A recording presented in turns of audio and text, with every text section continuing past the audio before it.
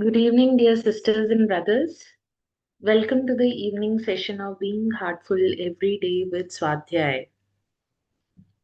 As we continue our reflections on the theme, which is the journey and the destination, let us pause to reflect on what truly guides us on this inner path. In worldly journeys, we depend on maps, signs, and milestones. But in the spiritual journey, the only true compass is the heart and the Master's grace that works through it. Daji reminds us that this is not a journey of movement but of refinement. We are not traveling outward towards something new, we are returning inward to what has always been. Each meditation, each moment of remembrance helps us align more closely with the center within. The destination is not at the end of the path. It is hidden in the very step we take with sincerity. When we learn to walk with awareness, we realize that progress is not about speed or distance. It is about depth. The more inwardly we walk, the closer we come to stillness. And in that stillness, the line between journey and the destination begins to fade. Every seeker encounters moments of doubt, sometimes fatigue, when the path feels long or progress feels invisible. It is at such times that the Master's guidance and our steadiness becomes most essential. Babuji once said, "The path is easy. It is we who make it difficult when we bring simplicity back into our approach. When we do meditation with love, cleaning with sincerity, and remembering with faith, the path becomes light again." Spiritual growth does not depend on dramatic experiences. It unfolds quietly through constancy. In Sahaj Mark, steadiness is not about perfection, but about returning again and again to the heart, to remembrance, to the presence of the Master. Each return polishes our heart, our soul a little more. Just as water flowing gently over stone shapes it over time, so too does our daily practice refine us without our knowing. Daji often says the destination calls us even as we walk toward it. This means that the pull we feel in our hearts, that subtle longing for something higher, is the call of the destination itself. It is not separate from us, it is what moves us, sustains us, and ultimately merges us into itself. When we understand this, the anxiety of reaching fades away. We begin to enjoy the journey, to walk with peace, to meditate without expectation, to live each day in remembrance. The destination then becomes a living presence guiding every step. As Babuji beautifully expressed, the path begins where the destination already is. And when we begin to live with this awareness, every step, no matter how small, becomes sacred. Dear sisters and brothers, as we move ahead in the session and on this inner journey, let us also continue to share its beauty with others by inviting friends, family, and near ones to experience heartfulness through the master classes and the BHED sessions. You'll find the additional reading material and videos of Revered Daji on this theme, which is available on the Heartfulness app under the Sunday tab dated 9th November, and you can easily access this material. And our inspirational reading this week continues from chapter 2, which is The Journey and the Destination from the Heartfulness Way Book 2 by beloved Daji. As the text is not going to be displayed on the screen, we encourage everyone to have their own personal copy of the book and read along, and allow the words to open quiet spaces within for reflection and realization. We are resuming the reading from page number 28. Maslow's highest goal of transcendence has its equivalent in Babuji's writing as complete oneness with God. He called it the real goal of human life. And he went so far as to say that if we attach ourselves to that highest goal, all the other goals in our life will naturally fall into place. But what does complete oneness with God mean? We are venturing into the great unknown, expanding consciousness as we go. So, our awareness changes as we move to higher and higher vantage points, like higher and higher lookouts for the mountain air. Some people long for oneness with God from the moment they are born, while many come into it later in life or in a future life, because it is part of a much bigger cycle of our soul's existence. It is not possible to explain what complete oneness with God means, but there are certain signposts that help our understanding. For example, leading a life where the worldly and spiritual aspects of existence are one. Like a bird flies with two wings, we soar towards our destiny by integrating the inner and the outer.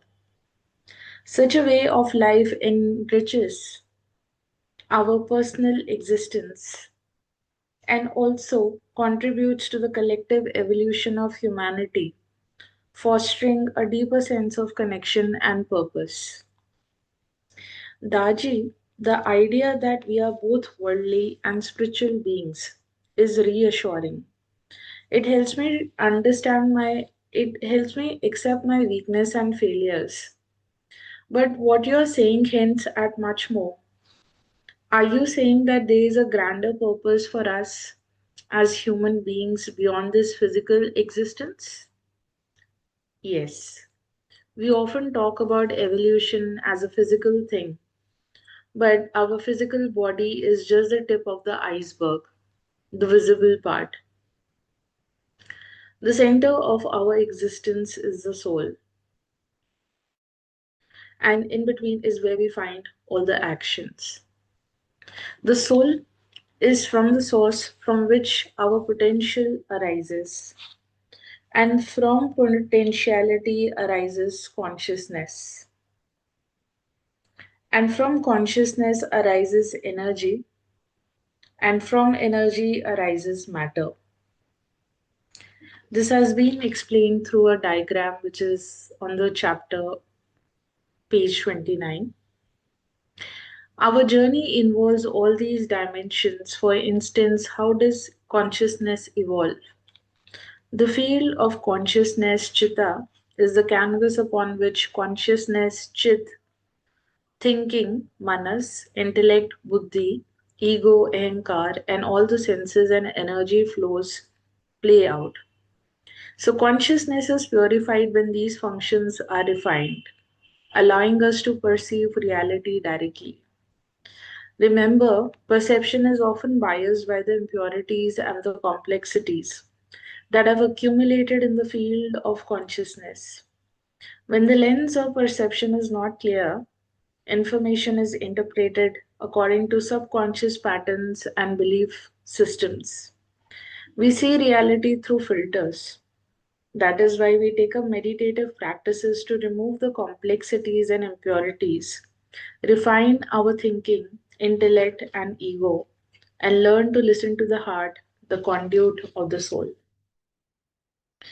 With this, sisters and brothers, we now pause the reading and let us offer the universal prayer now. All the brothers and sisters are being filled with love and devotion, and real faith is growing stronger in them. सभी भाई बहन प्रेम और भक्ति से भर रहे हैं और उनमें सच्ची श्रद्धा दृढ़ होती जा रही है.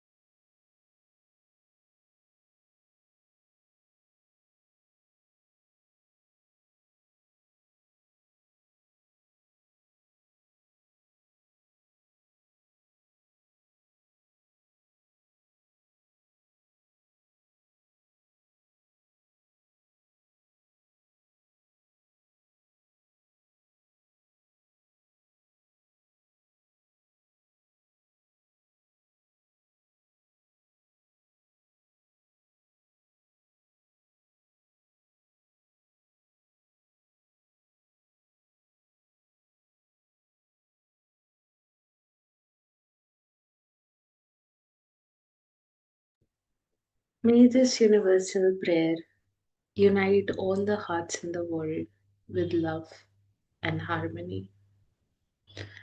Dear sisters and brothers, as you prepare for the rest tonight, reflect gently. Did I walk today with awareness of the divine presence within me? Did I remember that the goal is not elsewhere but in the very heart that seeks it? Offer the day its moments of clarity, confusion, and growth to beloved Master. Let the night become a continuation of this inner journey, carried forward by His divine grace. And as you rest, whisper inwardly, every step I take is already held in you.